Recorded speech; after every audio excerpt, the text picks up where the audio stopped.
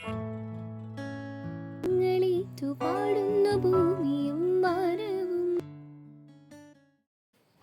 Welcome back to my channel. ഇന്ന് ഒരു NEET study വ്ളോഗല്ല, ഇന്ന് എൻ്റെ ഒരു JEE പ്രിപ്പറേഷൻ വ്ളോഗാണ്.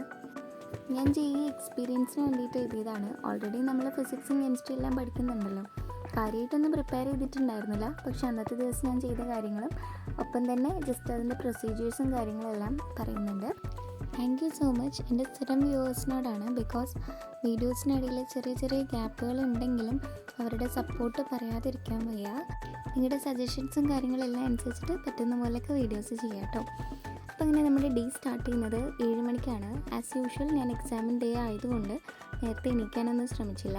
അതിനുശേഷം 7:30 മുതൽ 8 മണി വരെ ആറ്റംസും അതുപോലെ തന്നെ ന്യൂക്ലിയൈഡും ഷോർട്ട് നോട്ട്സ് നോക്കിയിട്ട് ഞാനൊന്ന് ജസ്റ്റ് ഒന്ന് ക്വിക്ക് റിവൈസ് ചെയ്തു. അത് 2 സിമ്പിൾ ചാപ്റ്റർ ആയതുകൊണ്ട് തന്നെ അരമണിക്കൂറിൽ 2 നോക്കിക്കഴിഞ്ഞു. അതിനുശേഷം ഞാൻ എടുത്തത് എക്വിലിബ്രിയമാണ്. എക്വിലിബ്രിയം വലിയ ചാപ്റ്റർ ആണെങ്കിലും ഷോർട്ട് നോട്ട് ഉള്ളതുകൊണ്ട് ജസ്റ്റ് ഇക്വേഷൻസ് ഒക്കെ പെട്ടെന്ന് നോക്കിയെടുക്കാൻ പറ്റി. അതും ഞാൻ ഹാഫ് ആൻ അവറിൽ കംപ്ലീറ്റ് ചെയ്തു. എൻ്റെ വീഡിയോസ് 10th അതുപോലെ +1 +2 എല്ലാം കുട്ടികൾ കാണുന്നുണ്ട്. സോ നിങ്ങളൊരു നീറ്റ് അല്ലെങ്കിൽ JEE ആസ്പിറൻ്റ് ആണെങ്കിൽ, നീറ്റ് അല്ലാതെ നിങ്ങൾ JEE നോക്കുന്നുണ്ട് എന്നുണ്ടെങ്കിൽ നിങ്ങൾ ഇപ്പോഴേ ശ്രമിക്കുക. ബിക്കോസ് നമ്മുടെ സബ്ജക്റ്റ് ഫെയറും അതുപോലെ തന്നെ കൺസെപ്റ്റും ക്ലിയർ ആയി കഴിഞ്ഞാൽ നമുക്ക് +2 കഴിഞ്ഞാൽ ഈസി ആയിട്ട് ക്വസ്റ്റ്യൻസ് ചെയ്യാൻ പറ്റും. JEE മെയിൻസിൽ നല്ലപോലെ സ്കോർ ചെയ്ത് കഴിഞ്ഞാൽ നമുക്ക് NITസിൽ അഡ്മിഷൻ ഈസി ആയിട്ട് കിട്ടും. അതുപോലെ തന്നെ കീമും നിങ്ങൾ എഴുതുക. നിങ്ങൾ ഈ ഒരു 2 വർഷം തന്നെ 10 +1 +2 നന്നായിട്ട് ശ്രമിക്കുകയാണെങ്കിൽ നിങ്ങൾ വെറുതെ ഡ്രോപ്പ് ഇയർ എടുക്കേണ്ട കാര്യമില്ല. എൻജിനീയറിംഗ് സ്റ്റുഡൻസ് ആണെങ്കിൽ സോ മാക്സിമം ട്രൈ ചെയ്യുക. കീമൊക്കെ നമ്മളൊന്ന് ശ്രമിച്ചാൽ ഫസ്റ്റിൽ തന്നെ നമുക്കൊരു ഗവൺമെൻറ് കോളേജിൽ സെക്യൂർ ചെയ്യാവുന്നതേ ഉള്ളൂ. എക്വിലിബ്രിയത്തിലുള്ളൊരു പോർഷനാണ്. മാത്രമല്ല മറ്റ് പല ചാപ്റ്റേഴ്സിലുണ്ട്. ഈ ബേസിസിറ്റി കാണുന്ന കാര്യം വരുമ്പോൾ എനിക്ക് എപ്പോഴും കൺഫ്യൂഷനായിരുന്നു. അതായത് H2PO4, H3PO4 ഇങ്ങനെയുള്ള കോമ്പൗണ്ട്സിലൊക്കെ ബേസിസിറ്റി Hൻ്റെ എണ്ണമാണെന്നാണ് ഞാൻ വിചാരിച്ചുകൊണ്ടിരുന്നത്. പക്ഷേ നമ്മൾ സ്ട്രക്ചർ വരച്ചിട്ട് വേണം ശരിക്കും കണ്ടുപിടിക്കാനായിട്ട്. ഫസ്റ്റ് തന്നെ P≡O മാർക്ക് ചെയ്യുക. അതിനുശേഷം ബാക്കി വരുന്ന O സിംഗിൾ ബോണ്ടഡ് ആയിട്ട് കൊടുക്കുക. അതിനുശേഷം അതിലേക്കാണ് H വരുന്നത്. Number of replaceable hydrogen atoms ആണ് ബേസിസിറ്റി എന്ന് പറയുന്നത്. അങ്ങനെ എത്ര OH- ഉണ്ടോ അതിനനുസരിച്ചിട്ടാണ് നമ്മൾ ബേസിസിറ്റി കാണാറുള്ളത്. ലാസ്റ്റ് മന്ത് ആയതുകൊണ്ട് തന്നെ നമുക്ക് ഏറ്റവും കൂടുതൽ വേണ്ടത് റിവിഷനാണ്. സോ ഷോർട്ട് നോട്ട്സൊക്കെ മാക്സിമം ഉണ്ടാക്കിയതുണ്ടെങ്കിൽ ഇനി ആരും അത് ഉണ്ടാക്കാൻ വേണ്ടിയിട്ട് നിൽക്കരുത്. നിങ്ങൾക്ക് കോച്ചിങ് സെൻറ്റർ പ്രൊവൈഡ് ചെയ്തിട്ടുള്ള നോട്ട്സ് ഉണ്ടെങ്കിൽ അത് വെച്ചിട്ട് റെഫർ ചെയ്യുക. മാക്സിമം ഒരു ദിവസം മാക്സിമം നമ്പർ ഓഫ് ചാപ്റ്റേഴ്സും ഇക്വേഷൻസും റിവൈസ് ചെയ്യാൻ ശ്രമിക്കുക. ബയോളജി അതുപോലെ തന്നെ ഇനോർഗാനിക് കെമിസ്ട്രിയും പ്രോപ്പറായിട്ട് ടൈം മാനേജ് ചെയ്താലാണ് നമുക്ക് ഫിസിക്കൽ കെമിസ്ട്രിയും അതുപോലെ തന്നെ ഫിസിക്സും നല്ല രീതിയിൽ ഡീൽ ചെയ്യാൻ പറ്റുക. പിന്നെ എല്ലാവർക്കും എല്ലാ ഡേയൊന്നും നല്ലതായിരിക്കണം എന്നില്ല, അത് സ്വാഭാവികമാണ്. സോ അത് വിചാരിച്ച് ടെൻഷൻ അടിക്കാതെ നല്ല രീതിയിൽ മുന്നോട്ട് പോവാം. എക്വിലിബ്രിയത്തിന് ശേഷം ഞാൻ നെക്സ്റ്റ് നോക്കിയത് ഇലക്ട്രോ കെമിസ്ട്രിയാണ്.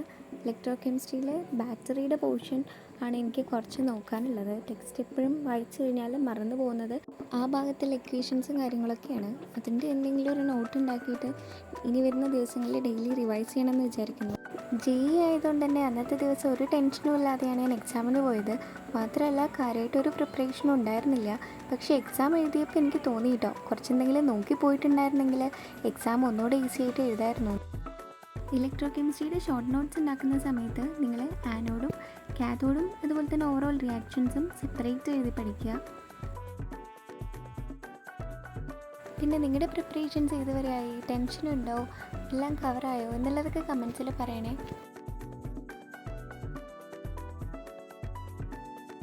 ഇലക്ട്രോ കെമിസ്ട്രിക്ക് ശേഷം ഞാൻ നെക്സ്റ്റ് എടുത്തത് സെമി കണ്ടക്ടേഴ്സാണ്.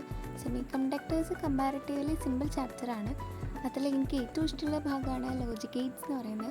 നമ്മൾ ജസ്റ്റ് ഐഡിയ മനസ്സിലാക്കി കഴിഞ്ഞാൽ അങ്ങനത്തെ ക്വസ്റ്റ്യനൊക്കെ വന്നു കഴിഞ്ഞാൽ നമുക്ക് ഈസി ആയിട്ട് സ്കോർ ചെയ്യാൻ പറ്റും. മാത്രമല്ല ഫിസിക്സിലൊക്കെ കുറച്ച് വെയിറ്റേജ് ഉള്ള ചാപ്റ്റേഴ്സ് ഉണ്ട്. ആക്ച്വലി വെയിറ്റേജ് എന്ന് പറയാൻ പറ്റില്ല, എങ്കിൽ കൂടെ ഇതുവരെ വന്നിട്ടുള്ളത് വെച്ചിട്ട് ഇമ്പോർട്ടൻസ് കൂടി chapters, electrostatics, potential, current electricity, അങ്ങനെ കുറച്ച് ചാപ്റ്റേഴ്സ്. ഇതൊന്നും നിങ്ങൾ ഒരിക്കലും മിസ് ചെയ്യരുത്.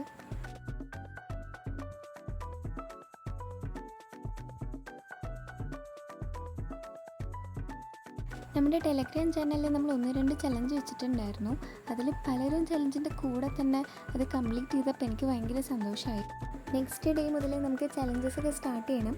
പഠിക്കാൻ കൂടെ ഒരാളുണ്ട് എന്ന് പറയുമ്പോൾ ഒരു പ്രത്യേക ഇൻട്രസ്റ്റ് ആണ്. നെക്സ്റ്റ് ഞാൻ എടുത്തത് വേ ഒപ്റ്റിക്സ് ആണ്.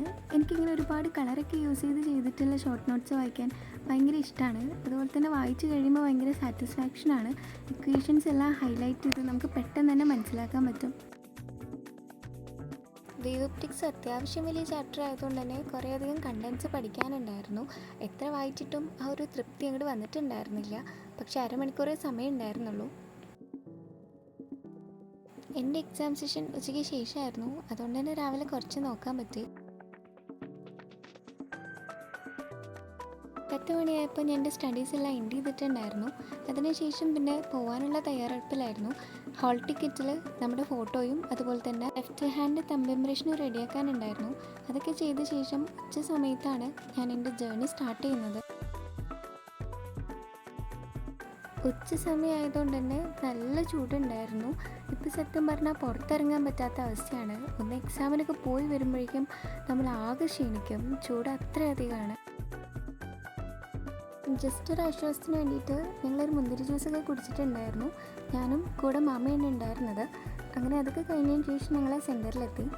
നെക്സ്റ്റ് നമ്മൾ കൊണ്ടുപോയിട്ടുള്ള ഐഡിയും അതുപോലെ തന്നെ നമ്മുടെ ഹാൾ ടിക്കറ്റും വെച്ചിട്ട് നമ്മൾ വെരിഫൈ ചെയ്യും. അതിന് ശേഷമാണ് ഫ്രിസ്കിങ് ഉള്ളത്. നീറ്റ് പോലെ സ്ട്രിക്റ്റ് ആയിട്ടുള്ള ചെക്കിങ് ഇല്ലെങ്കിലും വലിയ ബട്ടൺസും കാര്യങ്ങളൊക്കെ ഒഴിവാക്കണമെന്ന് പറയാറുണ്ട്.